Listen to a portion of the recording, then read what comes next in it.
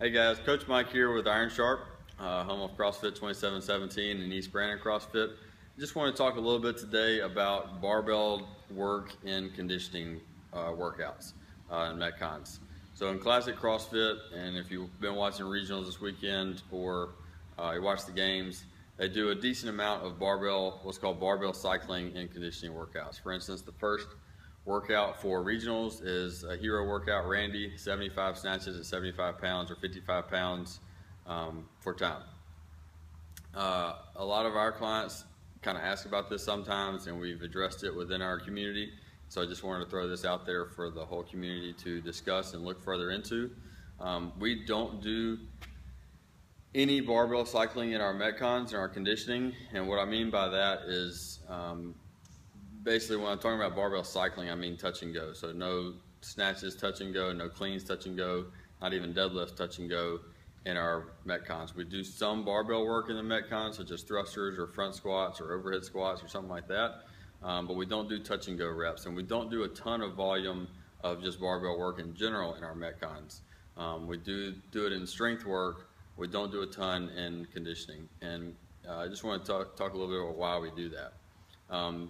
One, the majority of the clients are here to get healthy, get strong, get better in shape, and get the biggest bang for their buck in their workout. So when they come to us originally, that's most of their main goals. Most people don't come to a CrossFit gym wanting to compete in the first place.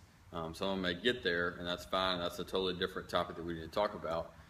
But the majority of clients are wanting to get in shape and get stronger and get healthier and feel better and be able to perform their daily lives better.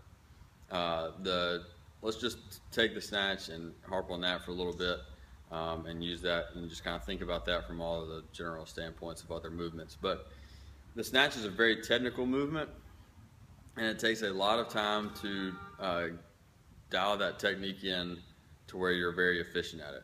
For 1 to 3 reps at a time, it's very tough. It takes a while to get that technique down to where you can move some decent weight on that. So with that being said, it takes even more time to get to where you can move it efficiently during a conditioning workout when you're breathing heavy, you're fatigued, your muscles are fatigued, and you're not really moving with optimal coordination. And you're not getting really the biggest bang for your buck.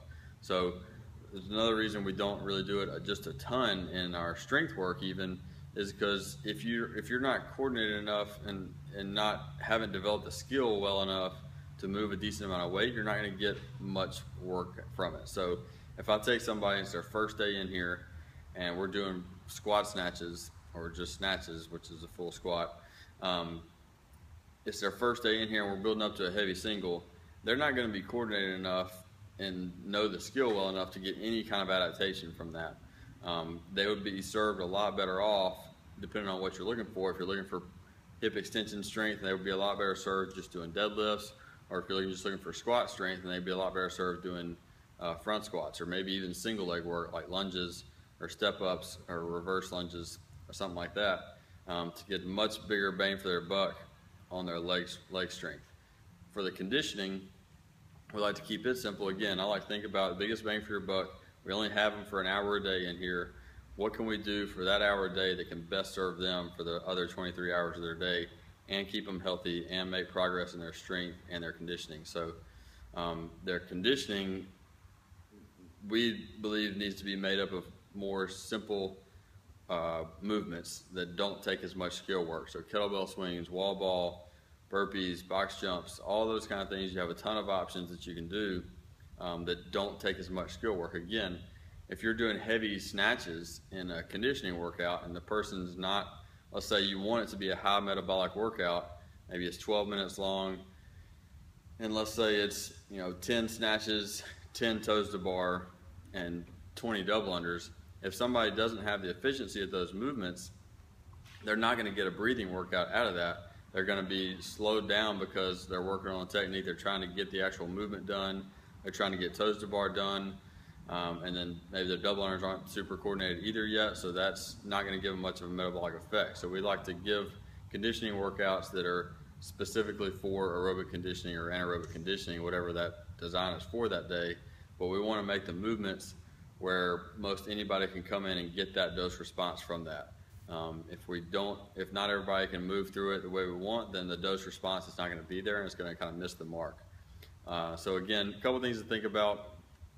One, is it keeping the client's health at top priority? Are they going to for sure stay healthy or have the best chance of staying healthy, improving joint health, feeling better, feeling stronger with the movements that you're prescribing?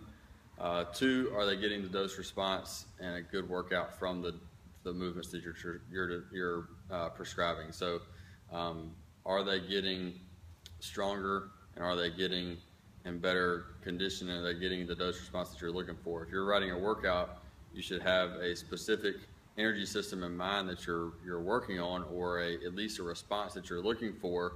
Maybe you want them to be breathing really hard and breathing to be the limiter.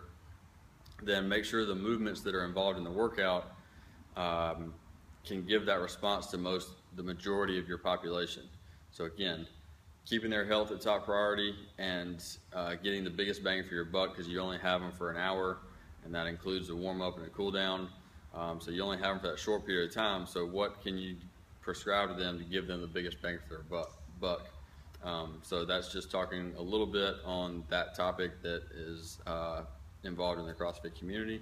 I'd love to hear some thoughts and comments below, and just keep positive conversation going, and we'll discuss this further. Thanks.